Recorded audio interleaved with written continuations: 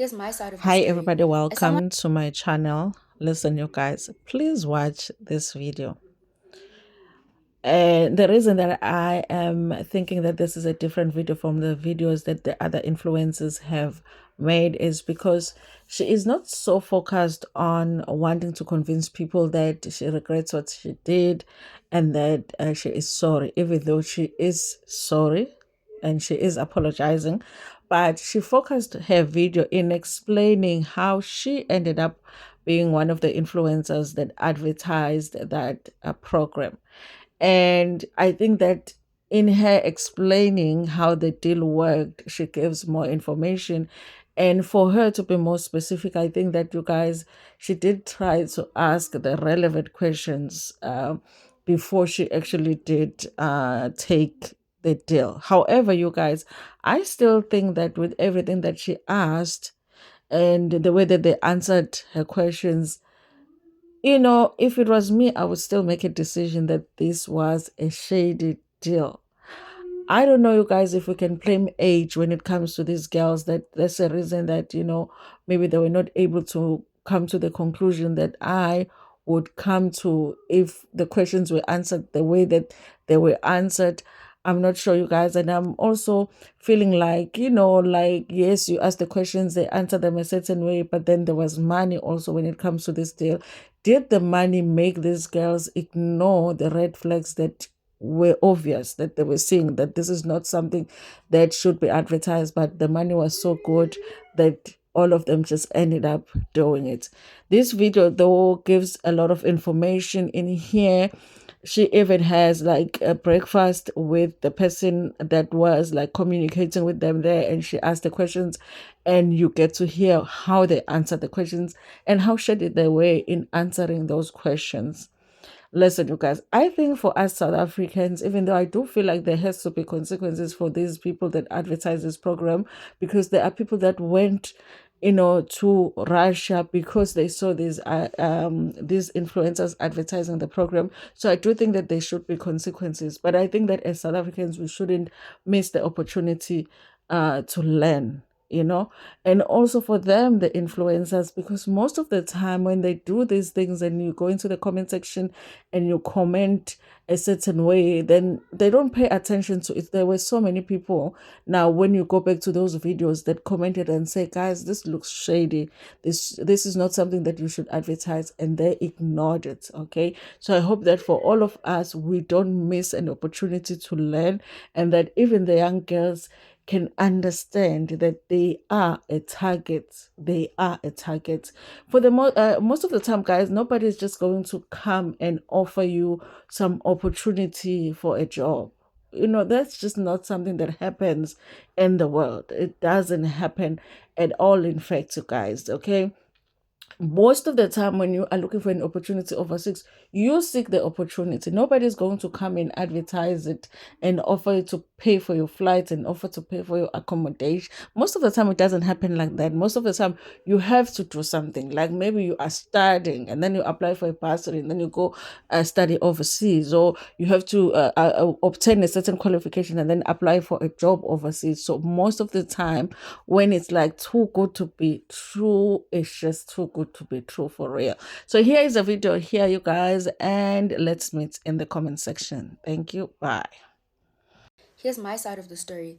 As someone who has posted about this program, it only makes sense for me to come here and share my 2 cents because mang tula nzotin tuleleni.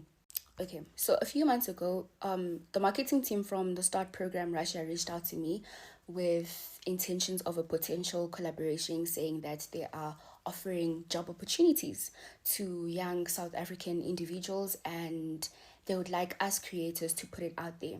So naturally, obviously, you do your research. I didn't do extensive research, which might reflect as negligence on my end. I deeply apologize for that. I went on TikTok and I searched about the START program, to know who's there, who has flown to Russia, what's really going on, who are these people and what do they stand for? What's happening?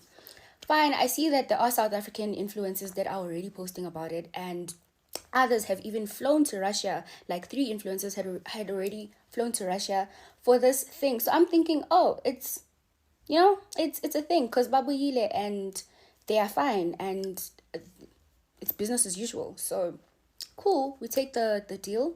I post about it, and people raise concerns saying that, this might be a trafficking syndicate, what, all of that. And I raised these concerns with them. I took the videos down and I removed myself from the campaign completely.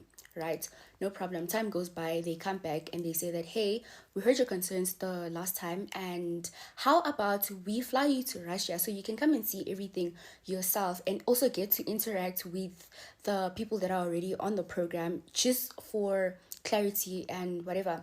For my conscience also, I say, okay, sharp, let's go. Okay, fine. So now we've decided that I'm gonna go first. Like, before I tell anyone to go there, I'm gonna go as well. Fine. I take a friend, we fly to Russia, everything is okay, they welcome us, we check into the hotel, it's vibes, like it's okay, like it's good energy, like there's nothing sus, like from the jump, obviously. Cool. The following day, we were to go through everything over breakfast. I decided also, before I left South Africa, that I want to document everything. I am vlogging from the moment I step out of my house and get to the airport, land in Russia, everything that happens, every interaction, I'm documenting everything so that you guys also get to see everything that I see through my lens. I'm basically bringing you along with me. Cool, I take my camera. I go to breakfast. I put my camera on the table. I am vlogging. I ask all the questions that were previously flagged when the first campaign started. Like, why only girls? Why 18 to 22? Why South Africans also? Whatever.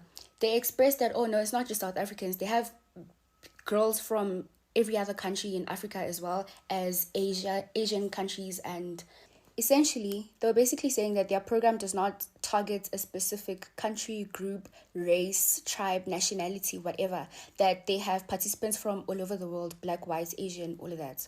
Okay, sharp. So this is the part of the vlog where I ask, why not males? Why only females? Why only females that get to participate, and why a certain age group? And this was their answer also. Concern that people were flagging for the most part is, why is it only females that get to participate in the program? Why not males also? Oh, so today we will have like interview with not interview, HR presentation of the program. He will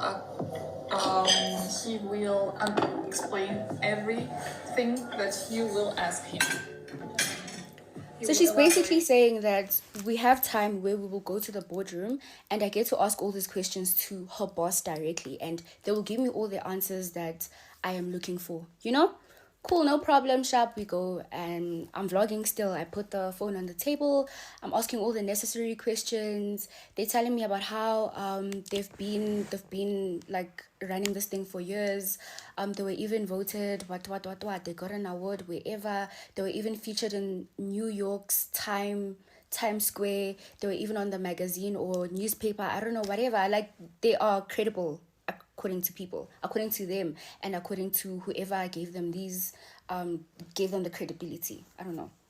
Please listen to this. Yes, also, like in South Africa, I don't think there are 18 to 22-year-olds that are desperate, like that desperate enough to actually come all the way to Russia to work at a START program in hospitality and all of this, because they're still young and they're exploring life. And also South Africa also offers like resources for them to still go to tertiary and job opportunities that are that side also, and they're still very young also to decide to leave the country to come and work in another place, whereas someone who's older, like maybe like 25, 26, 27, would be willing, because they're an adult and they know what's at stake, and they're willing to actually go out of their way to go and learn a new skill and have employment in a different country.